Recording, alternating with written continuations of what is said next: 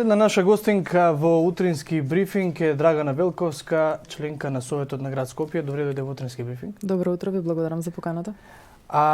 Темата секогаш актуелна, секогаш присутна, бидејќи досега и да немавме ефективни политики за справување со бездомните кучиња, односно начинот на кој што треба истите да се третираат. Вчера во град Скопје, во салата на Советот имаше прилично огромно мнозинство присутни, заинтересирани за програмата на новото јавно предпријатие Лајка, кое што ќе треба да го замени своевидно вардариште. Околу 4 часа траеше таа расправа, а всушност беше презентација на својата програма. Неодамна при објавувањето на документите, односно на програмата, што содржи, што ќе работи Лајка, Драгана Велковска имаше особено произнесување, пошто настана и своевиден хаос на социјалните мрежи. Кои се главните забелешки и само што морам да потенцирам дека поканив и представник на град Скопје, но ми рекоа дека малку доцна сум ги известил за гостувањето во утрински брифинг. Да речеме дека доцна им било известувањето. Јас најпрво би сакала да се осврнам на начинот на кој се во ова градот го изменаџира, бидејќи да се вика јавност на веќе донесен и усвоен пропис во Советот на град Скопје, сметам дека е неодговорно. Сметам дека е само шминка, сметам дека е само пиар во очите на јавноста, бидејќи не можете вие да велите дека ја консултирате јавноста за нешто што веќе сте го усвоиле и можеби ќе го смените во иднина, можеби и не. Се знае како се консултира јавност, се знае како учествува јавност во процесот на носење одлуки и ова не беше тоа. Ова беше само еден ефтин театар, како што и се случува од почетокот на мојот мандат во градот Скопје. Нема вистински напори за навистина да се решат работите како што треба да се решаваат.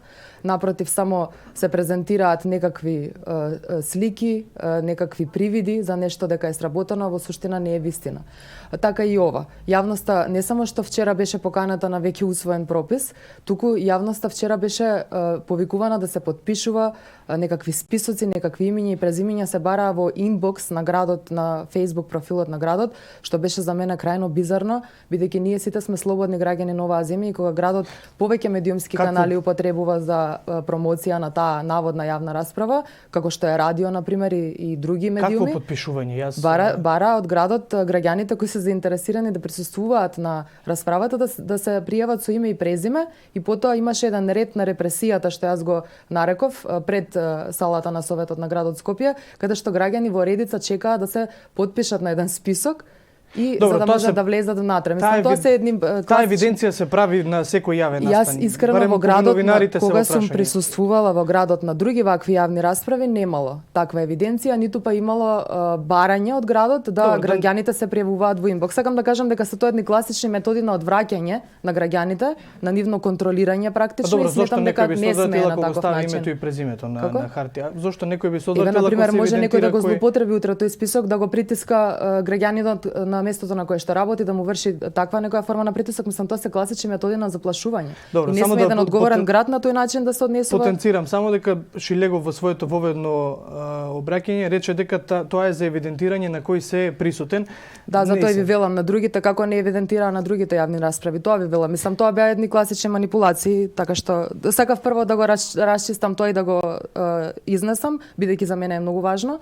А сега да се осврнам на она што се случуваше. Бидејќи имаме некои 15 на тоа што се случуваше вчера. Моите забелешки од вчера, од таа расправа која што траеше околу 4 часа минимум.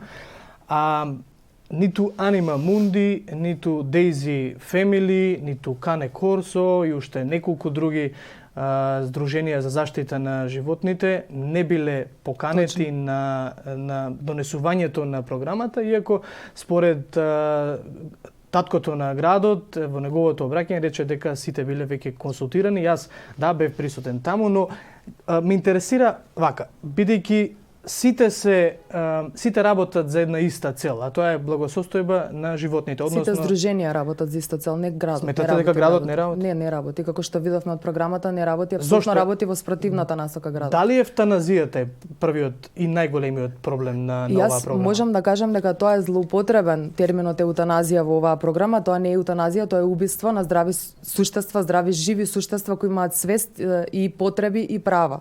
Значи, еутаназија е хумана метода која се користи за да му се скрати на животното мачењето, за ако е повредено, не може да се излечи од повредата, да се опорави, ако има некаква болест неизлечива, ако е во крајни маки, тогаш е еутаназија хумана метода и тоа е и значењето на еутаназија. Овде зборуваме за геноцид, за убиство зборуваме и еуфемизам е еутаназијата која се користи за тој геноцид и се злоупотребува комплетно концептот на еутаназија. Зошто и присутните ветеринари вчера, заинтересираните граѓани секако и активистите, како и општината, не можат да се согласат во попрашање на некои клучни болести, како што е вчера околу 2 часа се потрошија на објаснување што е какво заболување е лишоманија, да. Некои од активистите, како и ветеринарите, стручните лица, велат дека во Македонија нема случај на дете заболено од лишоманија која што ја има кај кучињата. А од друга страна, градот вели дека ќе се прават особени тестирања токму на таа болест, пошто ќе се одлучува кои кучиња ќе се евтанизираат. Ако сите имаат иста цел, зошто не може да се постигне согласност или консензус каква болест е лишоманија? Тоа ви велам дека немаме сите иста цел. Здруженијата имаат една цел, тоа е заштита и благосостојба на животните во склад со законот за заштита и благосостојба на животни. Ние во оваа земја сепак имаме закони и таа програма е спротивна на 4 члена најмалку од законот за заштита и благосостојба на животни. Значи спротивна е на членот 2, на членот 4, на членот 28, на членот 32 во одделни нивни ставови.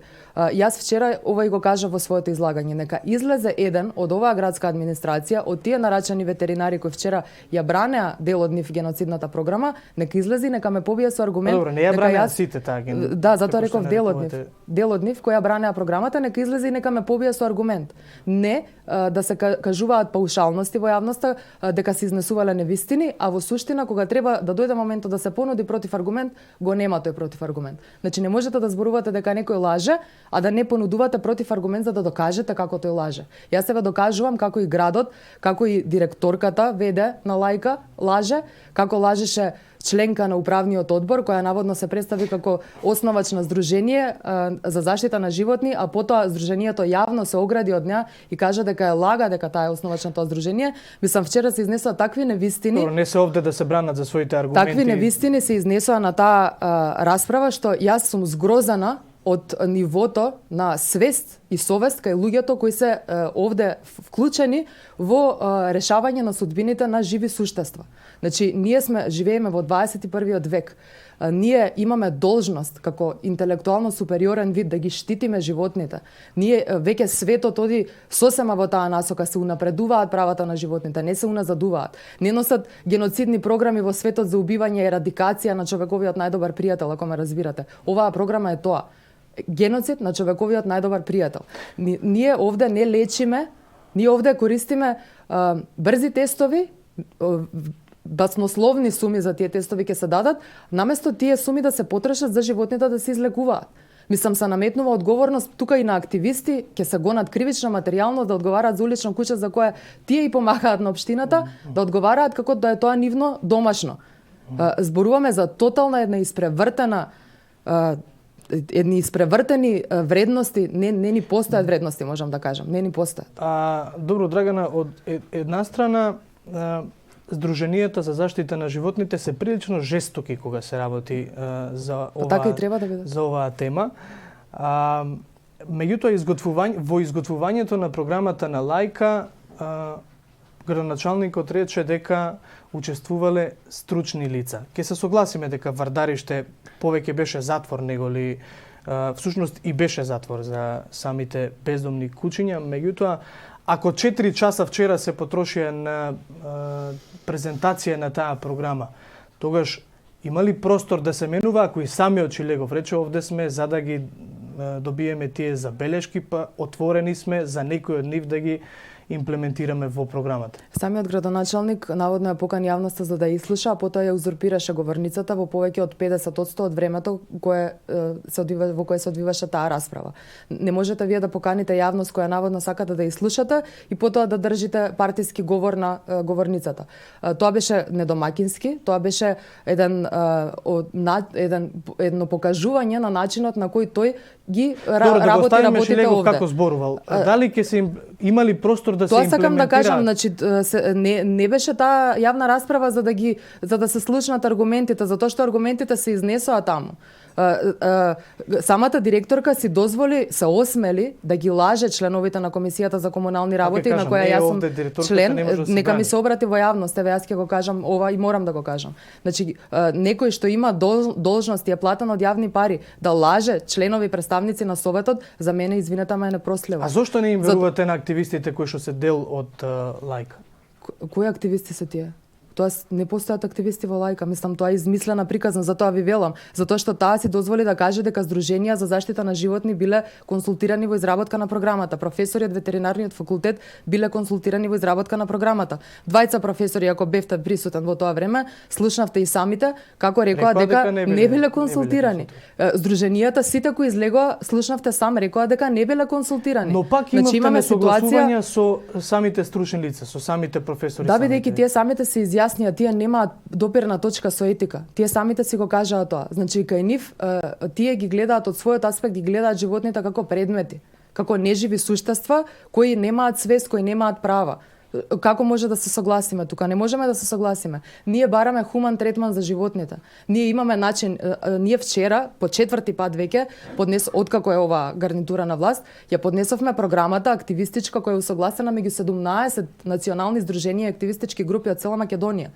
Тоа е програма за вистински хуман третман на бездомните животни и е програма за трајно решавање на ова прашање не само на улиците на Скопје. Таа програма може да се употреби во која било општина, да се преслика, да се адаптира доколку има потреба од тоа. Ние имаме решенија. Ние таа програма сме ја пишувале врз основа на Анима Мундија изработи таа програма и е пишувана од искусни луѓе како производ на соработка со меѓународни организации кои веќе го поминале ова што сега го поминуваме ние, значи најдобри светски практики, најефективни и економски најисплатливи. Можам да кажам дека нашата програма активистичка за хуман третман на животните, за трајно справување хумано со бездомната популација на животни е економски многу поисплатлива и многу поевтина од геноцидната програма што градот ја усвои на Советот на 11 февруари. Накратко, што е разликата од оно што го предвидува програмата и оно што... Ние предвидуваме програма која е залови, стерилизира, вакцинира и врати. Тоа е најдобрата, најефективната програма и најхуманата програма што постои во светот, што дала веднаш резултати. Таа програма се спроведува во рок од 6 месеци,